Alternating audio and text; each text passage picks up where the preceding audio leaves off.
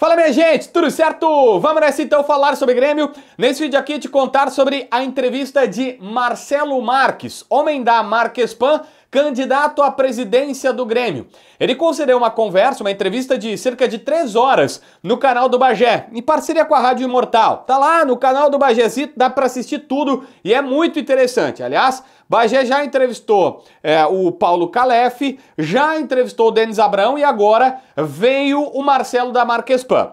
Como logo depois da entrevista do Calef, eu fiz aqui um vídeo contando os principais tópicos dele. É verdade que eu também tinha citado nessa entrevista, eu citei também o que o Marcelo da Marquespan tinha falado pro Duda Garbi, mas na época da entrevista eu falei sobre o Calef. Agora, o mínimo que eu preciso fazer é de passar as principais informações que o Marcelo trouxe nessa entrevista, porque tem várias informações novas, inclusive elucidando e trazendo luz sobre, como é que ele vai comprar a Arena, como é que ele pensa em fazer essa situação. E não foi só a Arena, diga-se de passagem, ele tem várias outras ideias que eu acho justo a gente colocar aqui e você, torcedor do Grêmio, vai escolher quem você se sente mais representado, se é o Calef, que repito o que eu já disse aqui nesse espaço e no Debate Raiz. Calef foi bem na entrevista por Bagé, muito bem, mostrou que inclusive evoluiu no conhecimento de clube quando ele estava no departamento de futebol do Grêmio. Ele não falou só sobre futebol, ele falou sobre vários outros temas.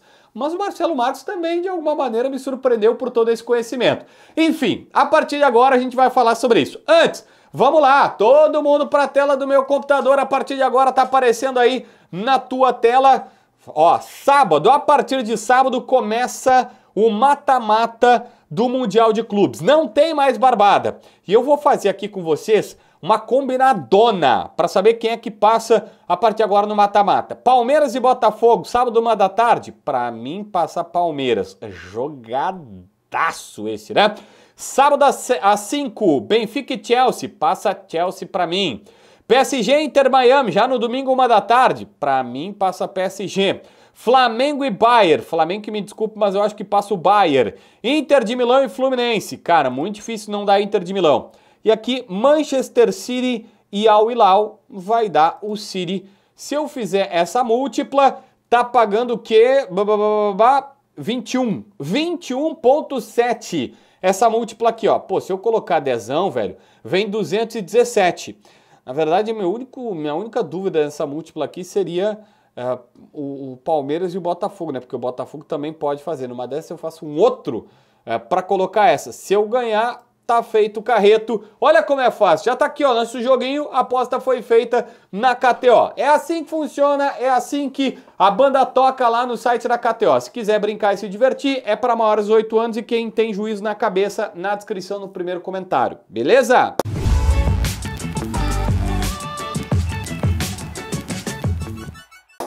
Gente, olha só, Marcelo Marques começou explicando nessa entrevista para o Bagé que eu via muito falar sobre o Grêmio, dizendo assim, poxa, o Grêmio tá todo endividado, o Grêmio não tem dinheiro, o Grêmio é isso, o Grêmio é aquilo. Ele pensou, peraí, gestão eu sei fazer, pagar conta, organizar um clube, eu sei fazer isso. Então por que eu não vou, como gremista, tentar organizar as coisas? Deixou muito claro que ele vai lá para ser um presidente do Grêmio e não para fazer o Grêmio virar SAF. Ele ouvia muito sobre SAF e disse, a sua gestão é justamente para o Grêmio não virar SAF. Mas ele também fala e promete algumas coisas. Por exemplo, já no primeiro ano, 5 ou 6 reforços para mudar o time de patamar. E em certo momento chegou a dizer, tudo pro Grêmio, se Deus quiser, vai estar no Mundial de 2029. Ele tá bastante otimista nessa parte. Elogiou o Mano Menezes, disse que gosta do trabalho dele, mas principalmente o Filipão. Filipão, segundo Marcelo Marques, é um cara que vai escolher onde trabalhará no Grêmio. Ele vai chegar, conversar com o Filipão, se o Filipão quiser atuar aqui, ali e tal, Filipão não se debate. Ele vai trabalhar, embora ele tenha, por exemplo, o Antônio Dutra Júnior, que foi diretor do Grêmio numa época vitoriosa com o Romildo, campeão, inclusive, o Antônio Dutra Júnior vai ser o seu homem de confiança no futebol. Ele e o Odorico Roman são as duas pessoas mais experientes no departamento de futebol dele, porque já passaram pelo clube com a gestão do presidente Romildo na época da Copa do Brasil e da Libertadores da América. Se, por exemplo, o Calef tem Derlei Maicon, que são dois ícones, ele também apresenta suas credenciais com esses dois nomes. O Marcelo Marques combateu em vários momentos, dizendo, olha, não é um trabalho a curto prazo, de alguém que vai chegar, colocar dinheiro e depois sair. Não, ele quer dar um start para uma reorganização do clube mesmo, para uma situação de um trabalho a longo prazo, que ele e Celso Rigo vão chegar e vão ajudar o Grêmio nesse ponto. Eu já vou falar sobre essa amizade aqui que é bem interessante. E até em certo momento ele fala, olha, o Grêmio hoje fatura 500 milhões, e dá para notar que com 500 milhões não tá dando para brigar com Flamengo, Palmeiras, Botafogo. Mas com 600, 650, 700, quem sabe dá. E aí ele acha que tem duas grandes fontes de receitas. A primeira, a arena do Grêmio, que depois desse start inicial, desse investimento de compra, vai gerar mais lucro, e também as categorias de base. O Marcelo visitou as categorias de base do Grêmio e chegou a ouvir de um dos diretores, o Diego Martignoni, que é diretor da base do Grêmio, conversou com ele e ele viu os relatórios. A cada R$1 investido nas categorias de base do Grêmio, voltam 4. Então ele falou, olha, poxa, tá claro que é ali que tem que investir, além da arena. E essas são as duas principais fontes de receitas, além, óbvio, isso pro futuro, isso pro Grêmio ir continuar gerando receita. Mas antes vai ter um aporte inicial.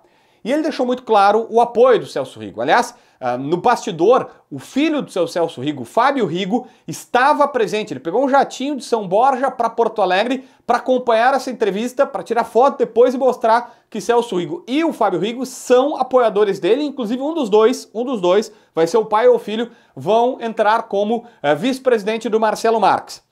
Entre outras coisas, ele contou que a amizade começa quando o Celso Rigo vai no camarote do Marcelo da Marquespan, lá atrás, e aí começa a conversar e diz, cara, olha só, eu tenho um trabalho que eu não falo muito para as pessoas, isso é verdade, o Celso Rigo ajuda muita gente, e a gente sabe disso. São Borja, então, é um negócio inacreditável, o hospital de São Borja, eu já sei de histórias maravilhosas que os torcedores contam pra gente, mas ele não quer divulgar.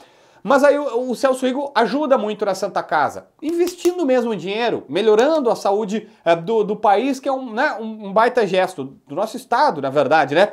E aí, a partir disso, os dois criaram um vínculo. O Marcelo começou a ajudar e a colocar dinheiro, inclusive, na Santa Casa, e os dois ficaram amigos. Quando ele vem para ser presidente do Grêmio, ele decide que ele vai vir, ele chama o Celso Rigo e diz, Celso, a gente tem que ir. E o seu Celso Rigo gostou da ideia.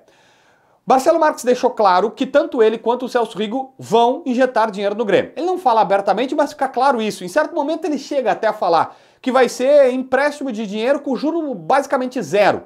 Ele até lembra outros empréstimos que nós já divulgamos amplamente aqui, inclusive para comprar parte da dívida da Arena. Foi usado o dinheiro do Celso Rigo, 20 milhões, que o juro é mínimo, quase nada, só para ele não perder dinheiro mesmo. É muito diferente de se ele tivesse com dinheiro no banco rendendo, estaria muito melhor a situação para ele. E aí ele deixou claro, e em certo momento o Bagé fala, tá, se daqui a pouco o Celso Rigo bota 100 milhões, 50 milhões, o Marcelo Marques bota 50 milhões, tem 100 milhões de dívida do Grêmio com vocês. Como é que é o pagamento? Aí o Marcelo faz assim, deixa lá, é o último da fila. Não vai ter juro e vai pagar quando der. Vai ser o último dinheiro da fila que o Grêmio vai colocar, indicando, insisto, que vai ter investimento forte até para essas 5, 6 contratações aí, além da compra da Arena. Bom, vamos lá. Sobre compra da Arena, que eu imagino que está todo mundo querendo saber. A compra da Arena, ele revelou um bastidor importante. Quando foi no assado do Duda Garbi, disse que já tinha, antes desse assado do Duda, comido um churrasco com os gestores da Arena. Mas caras picas, entendeu? Os caras que mandam. O dono da Meta, que é a nova OAS. A OAS mudou de nome, agora é Meta. E também, e aí citou, inclusive, o nome dessas pessoas, que ele comeu esse churrasco e tal, e começou a conversar. Tanto com esse dono da Meta, que é o dono da OAS que gere o estádio, não tem como negar, quanto os donos da dívida, os que compraram as partes da dívida da gestão. E a partir dali, ele viu que o negócio era viável. O contrato, essas conversas avançaram, não ficou só nesse primeiro churrasco, elas foram avançando. Eles assinaram uma cláusula de confidencialidade para poder trocar documento e trocar informações.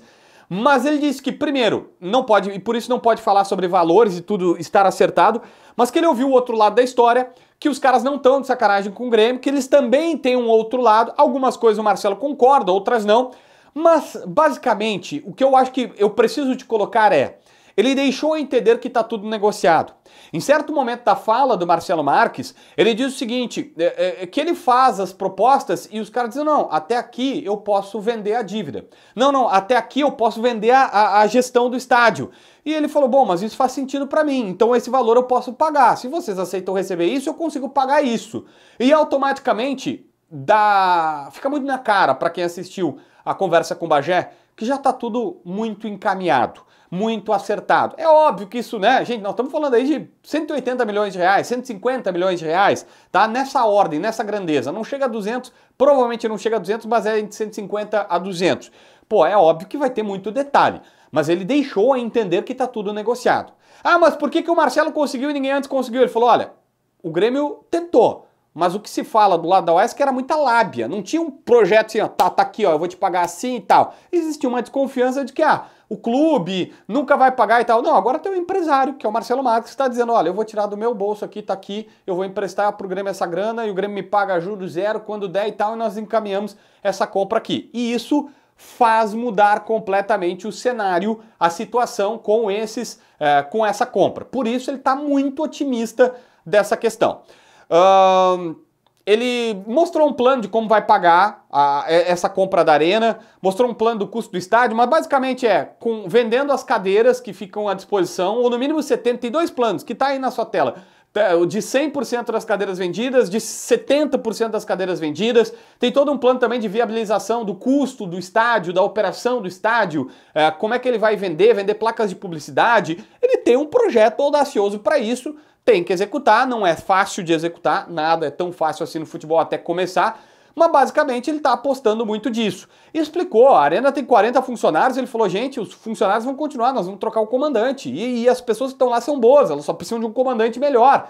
E aí citou coisas como, olha, quer fazer arena, gente, jogo pequeno que não vai, ingresso a 1 quilo de alimento, ingresso a R$10, para o cara que não tem condições ir e ver. Ah, mas o jogo que é jogo pequeno de gauchão, faz só o primeiro anel. Abre ali, ingresso barato para o torcedor vir e conhecer a arena e estar junto da arena. Esse não é o jogo para ganhar dinheiro, é o jogo para pagar a operação e tocar o Grêmio para frente. Entende? Só que ele disse, o Grêmio, ele precisa gerir o estádio justamente para isso.